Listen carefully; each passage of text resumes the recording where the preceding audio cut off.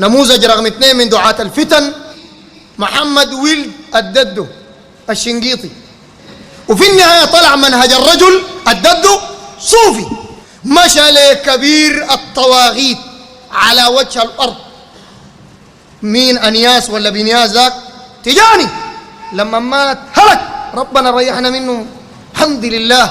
مشى قال عز في موته، قال الرجل نشر الإسلام ونشر الطريقة التجانية وعز على الطريقة التجانية وأثنى على التجاني. نسأل الله أن يمد في أعمارهم وأن يمد في عمر الشيخ التجاني وأن يشفيه من كل داء وأن يطيل عمره في طاعة الله.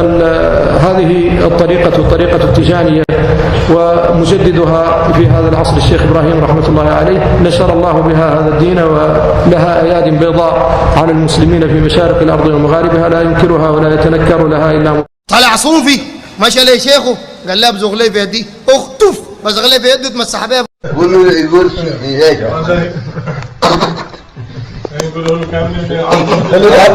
علامة يا ناس، ده علامة ولا حسرة وندامة؟